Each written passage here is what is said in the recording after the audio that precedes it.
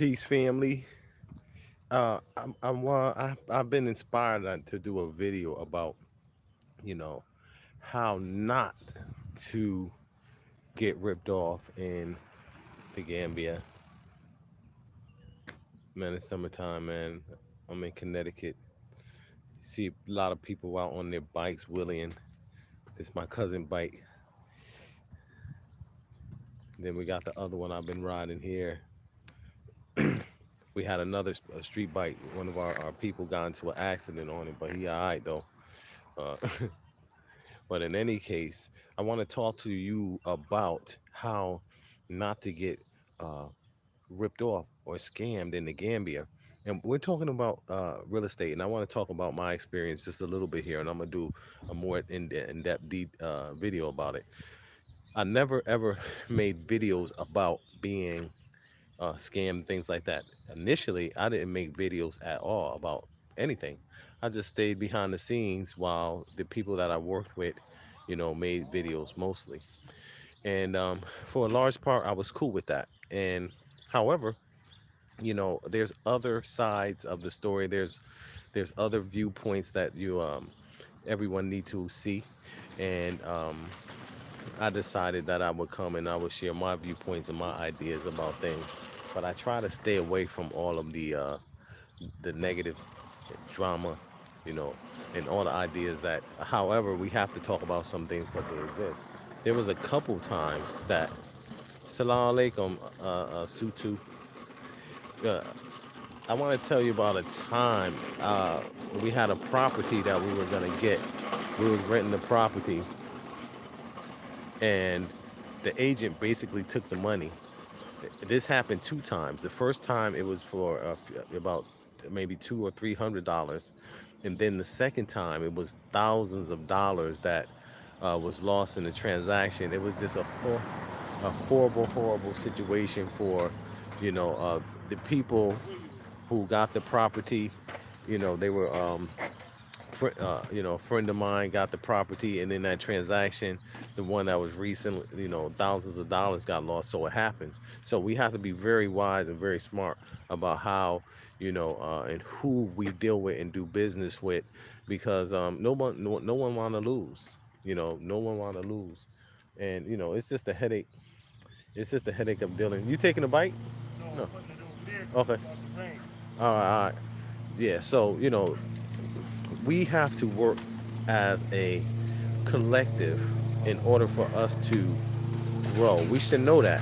Anytime you go and you doing things by yourself, then you're subject to getting taken advantage of, and coming out with the short end of the stick.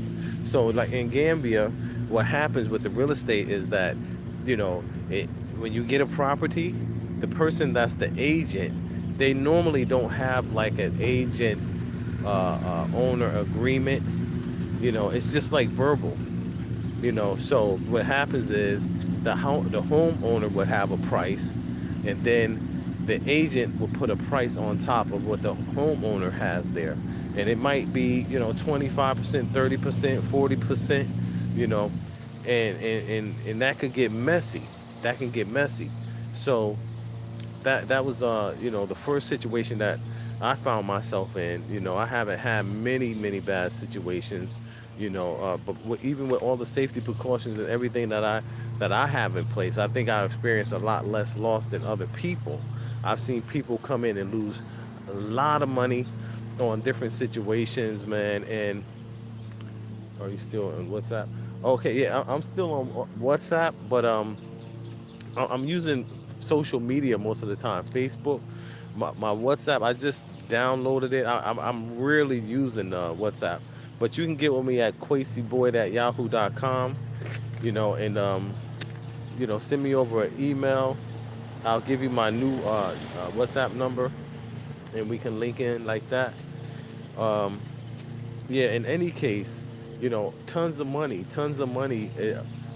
I saw a whole bunch of people come into the Gambia and basically get caught in a dynamic where the sheep was scattered.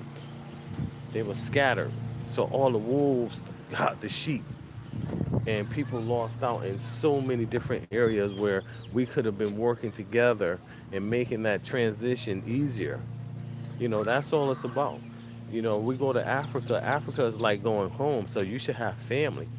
It should be close to nothing to, actually stay. I know the brother told me to turn the camera sideways, but I don't know. It's tripping right now, but we're going to work on all of that, so you can have a better experience. But in any case, you know, um, the last situation I found myself in dealing with this property, and the agent took a large portion of the money, and it took us months to find out that he took the money, and then we had to go through a whole court process. I went through, and I was with a brother that came through. A lot of people came over. You know, hey, how you doing, Tiffany? You know, uh, Nice to see you as well. Check out my latest videos. I've been making videos, man, just so we can, you know, stay connected. Now that all the smoke clear,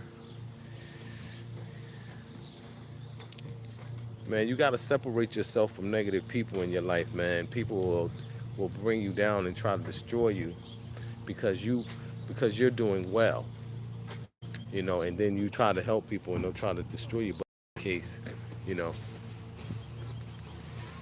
with this situation with anything being in the Gambia, trust me, if you put money in the majority of the people's hands there, you're gonna have a problem with that. It has to be some type of other system. It's only one person, and I gotta put it out there. One person that I know that was 100% accountable when it comes to money, and did and saw money only as a tool. And she personally passed me tens of thousands of dollars straight from her hand to mine, and when it went into my hand, it went exactly where it's supposed to go, and that was Art Kathy. That was the only person I see that was at a level of using money as a tool, you know what I mean, in order to build and to manifest, as opposed to, you know, build and do for yourself and your own self-interest. That's the Gambia. Not, and if you don't see it and you don't watch YouTube, you just blind. Everybody out there with their little business, self-promoting, small-minded people. Small mind. I'm here, and where I'm from, it's mixed community. So we got some Caucasians in the background, and it's cool. We actually got some down the street as well, on this side. But I like to have black neighbors. You know what I'm saying? That's why I moved from here and went to Connecticut, because there has been problems and clashes, and regardless to how much we want to think that the hip hop culture has integrated all the nationalities, and we made a crossover. You still do that. It's institutionalized. I mean, I got like my cousin just coming home after 25 years. The one that's right here that I'm with, 25 years. My other cousin, did a video with him. He's coming home after 30 years. Yo, peace, Abu. Yeah. So my nephew, I just talked to him. He's coming home. I talked to him yesterday. He coming home after 20 years. You understand what I'm saying? It's been a war in this country, and they decimated our populations, and there's no outcry. They got this whole Black Lives Matter movement, and they brought a $60 million mansion. You understand what I mean? And our whole struggle, man, it has become commercialized and being exploited. Even the struggle and the movement in the Gambia, Pan-Africanism being exploited, and that's the whole struggle, and that's how it's always been. But we living in a different time now. Anybody that made it through, anybody that made it through that drama and kept their integrity, always know that we have a serious problem as a community, a very serious problem. But it's a challenge, you know. You have to Without no pain, there's no gain. We say love hella right. Spring mathematics. You understand? So you have to understand the hell that you have to go through in order to come out right. And that's called a spanking. We have to take spankings, as children, so that we may understand what our limitations is and our thresholds are, and the point at which we bring ourselves to harm or destruction. But as a community, we always end up having to learn the hard lesson constantly, and we see it every day. You know, um, I visited the site where they found my brother, shot execution style. I visited the first time. It's been a long time. It's been a long time. It's been 17 years. He was the first homicide here in New Haven, Connecticut in '05. That time went by so fast. But in any case, I've been going around and I want people to be able to, understand and see my experience. People that come from the same background. Everybody I know I'm running around with, you know, been in this war, man. Brothers and sisters, mothers, fathers, uncles. I mean, we've all been a victim to it, and we've been replaced. We've been replaced. They done put the plan on us. They put it on us, and it's like a dynamic that we can't get out. And Africa is the only outlet, the only way. Because we have to have a place. Yeah, I have a key. I have the key right here, right here. All right, we can pull off right now. Or we gotta do like 10 more minutes. We gotta. Those the keys to the car. Okay. That's what I was looking All for. right. Yeah. We gotta pull out right now. What I'm gonna do is hold on. Let me put the joint on my phone. Yeah. So yeah. When I come, man, we got people on the front line of the war. We got people that's on the other side. But we must understand that it is a war. We must understand it's a war. Anybody around that's been around for a few years, y'all saw that. You saw how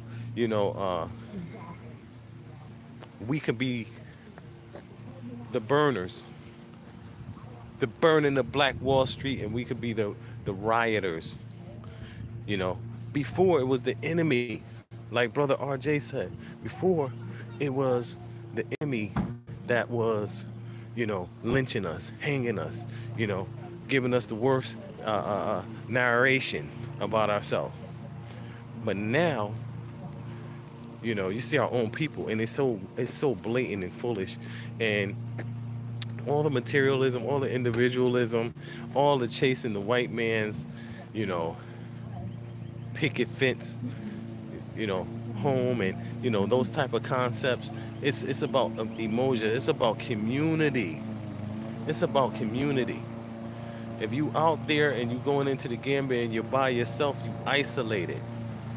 When people are buying homes and they're building their homes, and then the people that's building homes next to them, the contractors, they're seeing everything that's going into your house, taking your solar panels, taking your generator, taking your windows, taking your tiles. If it's a community, if we're all building our house together, somebody that's over there, that's a part of the community, they could be security.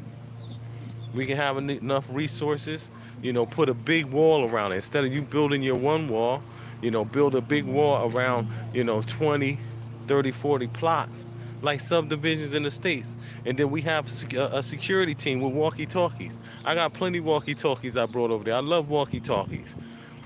We got to bring these ideas that we've seen in this developed society back over to Africa. We can't go back over there and start building and creating the same bubble type of environments that collapsed the real estate market here, where you had people that was building houses next to people, or buying houses, or allowed to buy houses next to people who couldn't afford them. The same thing. I know the numbers. Trust me. I've been at the head of the movement with the numbers. I was the one creating the databases and all the people, filling all it, and then how many people they were with when they were coming, how much money they had. I know 80% of the people had, a 5-10 year completion date for their homes. A lot of them didn't know how they were going to make money to complete their home, but they had the 2,000 for land. Now, somebody that have, their whole, the whole budget to build their home, you build it, but the one next door to the left of you, they might just have enough money just to get the land. There's no wall there. So the donkey cars, those are the people that remove trash. Then the next thing you know, this empty lot next to your house got trash in it. You got a nice wall. The inside of your compound look good. Yeah, look at these people video. You see, they might have a nice house on the inside of the compound, but the outside look like a jungle safari. The streets not developed. There's no lights there. In the rainy season, you're gonna need a boat to cross sometimes. It will flood your car out. The Gambia, the roads off the roads will destroy your car.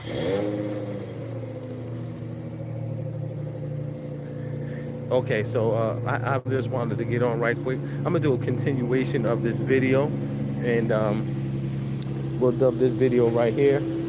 My car's ready. We about to pull out. Gotta go pick up this other car. This is how to avoid getting ripped jacked off in the Gambia. I'm not gonna say scammed or ripped off, but that we'll do a part 2. Peace.